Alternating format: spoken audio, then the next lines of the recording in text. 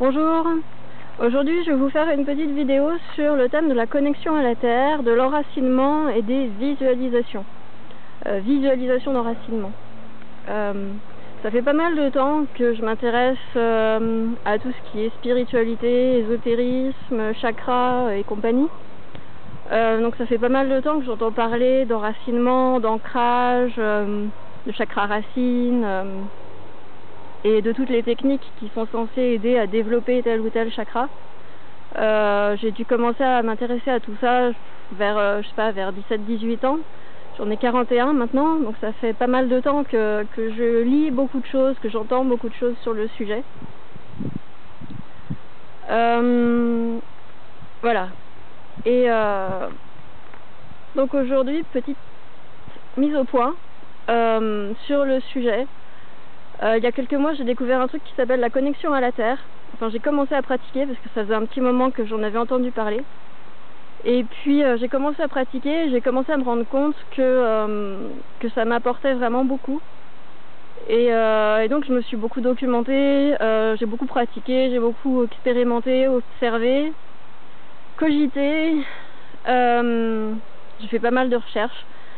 Et des recherches de documentaliste, hein, pas de chercheuse. Je travaille pas au CNRS, donc recherche dans le sens large du terme.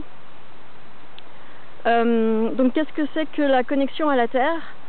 Moi, quand je parle de connexion à la Terre, je parle de mise à la Terre sur le plan électrique. Donc se mettre à la Terre, ça veut dire se mettre au même potentiel électrique que la Terre. Ça veut dire mettre notre tension induite à 0 volts. Je ne vais pas rentrer dans les détails, chercher tension induite, chercher tension induite sur Google ou sur Quant ou sur un autre moteur de recherche de votre choix. Donc ça consiste par exemple à marcher pieds nus dans l'herbe. Ça c'est une mise à la terre parfaite. Surtout quand il ne gèle pas. Aujourd'hui c'est assez froid, donc au soleil ça marchera peut-être un peu, mais le matin quand il gèle, ça pique.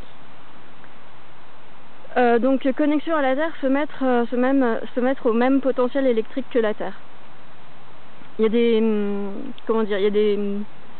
des essais cliniques, des expériences cliniques qui ont été faites sur le sujet. Il y a des publications qui sont sorties. Je crois qu'il y en a une vingtaine maintenant sur le sujet. Donc il y a des expériences qui ont été faites sur l'être humain qui montrent que systématiquement, c'est reproductible, systématiquement la mise à la Terre apporte de grands bienfaits au corps humain. Donc autrement dit, la vie hors sol, c'est une nuisance en soi, c'est ce que ça montre grosso modo. Ensuite, qu'est-ce que l'enracinement, l'ancrage, donc ceux qui s'intéressent à la spiritualité, au chakra, bon, ils connaissent plus ou moins bien le sujet. Ça consiste grosso modo à être ancré, être enraciné, ça veut dire tout simplement être présent ici et maintenant, grosso modo. Centré, ancré, stable et tout simplement content d'être là, quoi. Grosso modo, être content, être bien, être stable, être à l'aise, calme, posé. Voilà, c'est un peu l'arbre planté dans le champ qui pousse et qui pousse et qui est là et qui fait sa vie. Qu'est-ce qu'une visualisation, donc dont on parle beaucoup dans les milieux ésotéro, spirituels, New Age et compagnie. Une visualisation, c'est ce qu'on utilise, c'est un outil de sophrologie. C'est ce que le psychologue, psychiatre suisse Jung appelait l'imagination active, grosso modo. Ça consiste à visualiser des choses dans notre tête.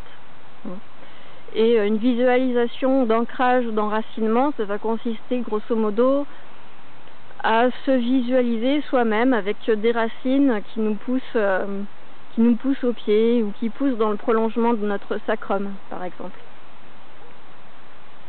Grosso modo. Donc il y a des tas de techniques d'enracinement.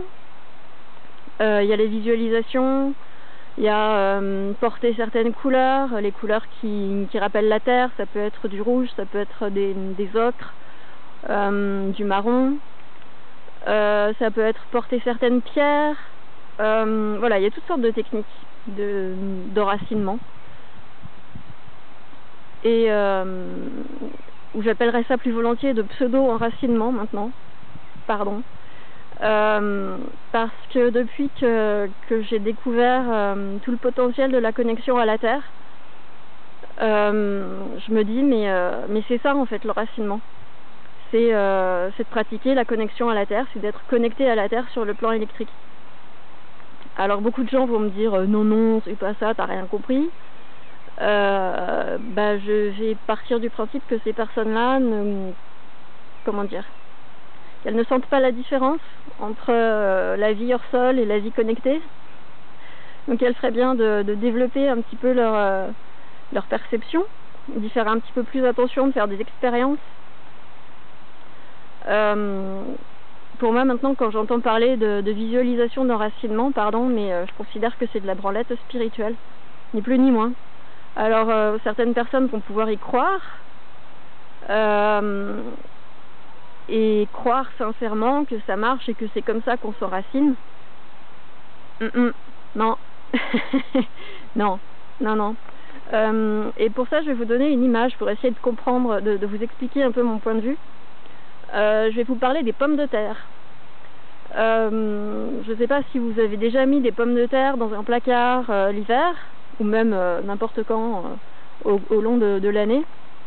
Les pommes de terre, quand on les met dans le noir, elles ont tendance à germer, à moins qu'elles aient subi des traitements anti-germination. Et dans ces cas-là, il vaut mieux pas les manger. Donc les pommes de terre ont cette capacité à germer.